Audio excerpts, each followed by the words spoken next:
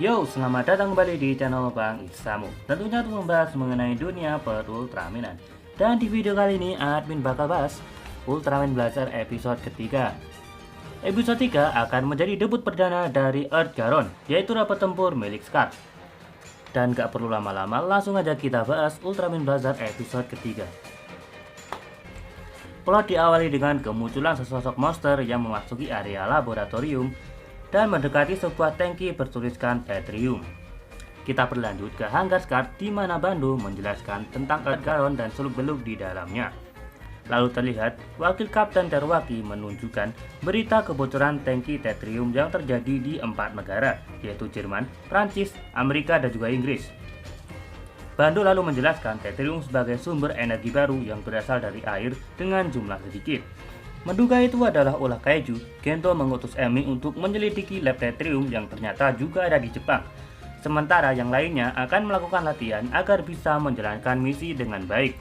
Dimulai dengan latihan stamina dengan berlari membawa persenjataan lengkap, latihan misi di hutan, mempelajari sistem Earth Garon sampai briefing dan penetapan jadwal pilot untuk bertempur. Kita berpindah ke tempat Emi menyusup di mana dia sedang menggali informasi dari seorang ilmuwan.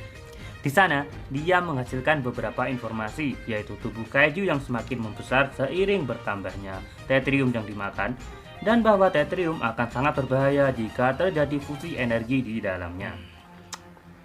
Mengetahui hal itu, Gento menguji Anri dengan menanyakan saran dari Anri untuk menghadapi kaiju itu, dan berdasarkan pengamatannya, dia menyarankan untuk melakukan pertarungan jarak dekat.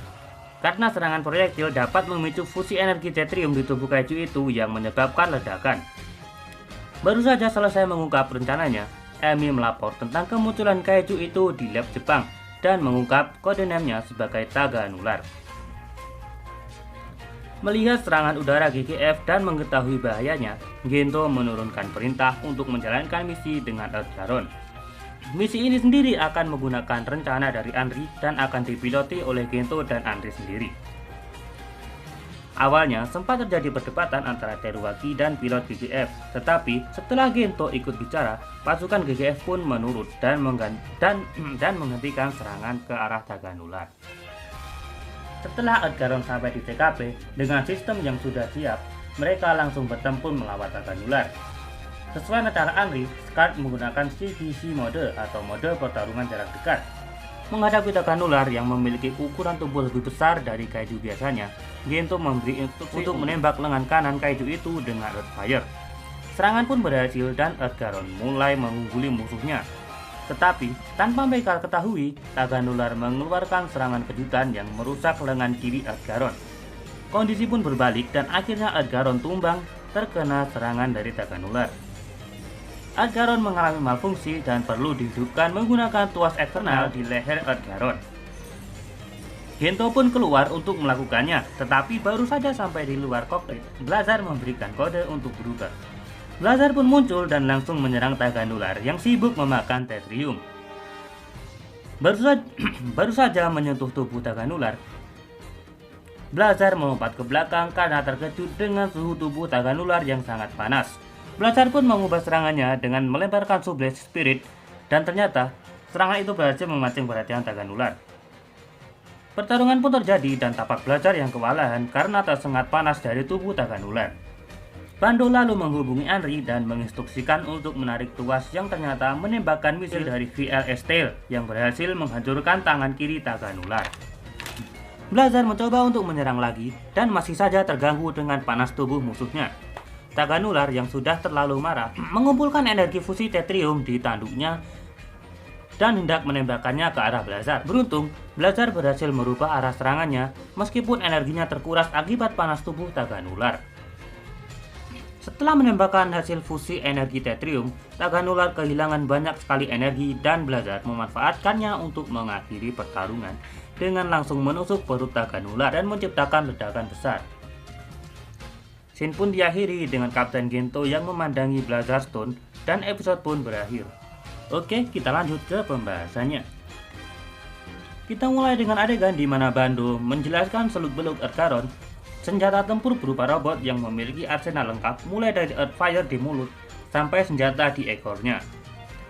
Dengan persenjataan ini, Edgaron harusnya bisa menghadapi kaiju dengan mudah, dan itu dibuktikan dengan Edgaron yang bisa membuat Taganular terluka meskipun akhirnya kalah.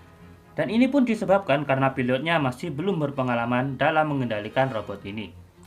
Selanjutnya, Ane pun sampai merinding pas adegan peluncuran Edgaron. Adegannya pun benar-benar realistis, di mana semua tim melakukan pengecekan dan melapor ke Command Post. Masing-masing sistem melakukan final check sebelum terbang, ditambah komando berbahasa Inggris yang makin memperkuat feel realistisnya. Yang kedua, Kapten Gento. Di episode ini kembali ditunjukkan flashback Gento ketika pertama kali bertemu dengan Blazar, di mana saat itu Gento mengira Blazar adalah korban yang perlu diselamatkan. Dan ini memang keputusan yang sangat bagus dari sang kapten, karena akhirnya dia berakhir menjadi seorang Ultraman. Scene ini sendiri mirip seperti ingatan Gento di episode sebelumnya.